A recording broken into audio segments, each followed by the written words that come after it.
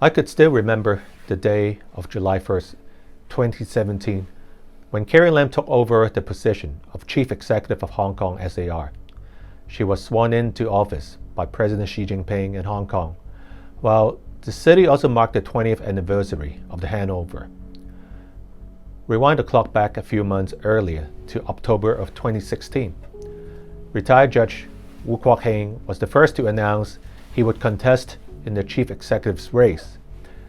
Then former financial chief executive John Tsang and former chief secretary Carrie Lam also said their intention to run for election, all at around the same time. As we all know, the person for the top job of the Hong Kong SAR, the chief executive, is selected by a 1,200-member election committee, which is divided into many subsectors, not representative of a democratic election like that of the free world. It is also quite different from the one-person, one-vote model without pre-screening that Hong Kong people have long hoped for. A lot of the 1,200 election committee members, who are either members of the National People's Congress Standing Committee, NPCSC, or members of the Chinese Communist Political Consultative Conference, CPPCC, are privileged per se and loyalists that most of the time would support the policy making of the Hong Kong government. A former judge was never viewed as a strong contender for Hong Kong's top job. After all, Beijing wants absolute obedience and loyalty, not impartiality in upholding the law. During the time of the first chief executive race, Chief Justice Yang Tiet Liang was a contender, but ended up getting 10.55% of the electoral vote. For retired Judge Wu Kwok-heng, who ran in the 2017 Hong Kong chief executive race, he ended up getting 1.81% of the electoral vote, a very weak number by any standard.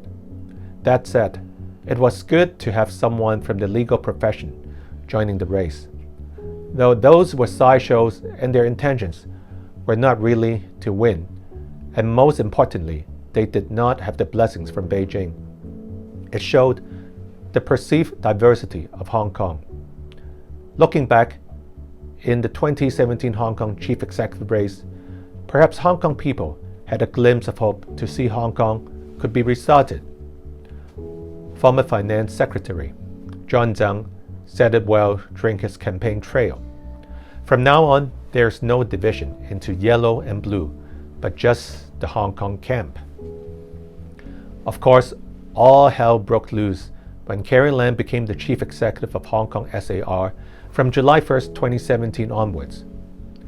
Who would have thought that Carrie Lam would be the most ever hated political figure in Hong Kong after the handover, even more so than her unpopular predecessor, C.Y. Leung.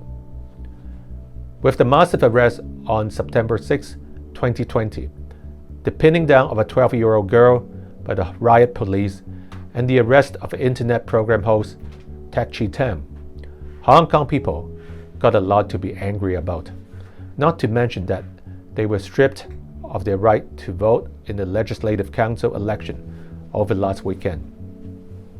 I believe it is a fair statement to say that the chief executive of Hong Kong and so many of her cabinet ministers are held accountable for destroying the core values of our city. A modern-day cultural revolution is in the making. Anyone with a sound mind can see that since the national security law came into effect 2 months ago, absurdity has been the new normal, and things have been getting worse. Not only have the Hong Kong police force been doing all the dirty work to suppress the ordinary people, but the top officials of the Hong Kong government have also been trying to redefine what separation of powers mean to the city. Redefining separation of powers has been a big shocker thus far in September, while Hong Kong people have long believed that the legislature, judiciary, and administrative branches all work independently. Under normal circumstances, separation of powers and executive-led government are exactly what their names imply, and Hong Kong is never meant to become and executive control society. I was on full alert when I saw pro-Beijing mouthpiece Tai Kung-po put Chief Justice Jeffrey Ma of the Court of Final Appeal in a front-page headline. The essence of the headline is as follows: Judge Ma, what are you hiding from? The propaganda machine took a view that the top judge had shown lenience towards activists who participated in Hong Kong's democratic movements in general. But this was not the first time that the pro-Beijing camp has tried to stage a show to belittle the Hong Kong court system or some of its judges. In September of last year, around 100 people from pro-Beijing group Defend Hong Kong campaign protested outside the Court of Final Appeal, demanding resignation of Chief Justice Jeffrey Ma as well. This week, Carrie Lam proclaimed herself as the core of Hong Kong. This is problematic, as President Xi Jinping has been called the core as well. Is Carrie Lam trying to steal the show?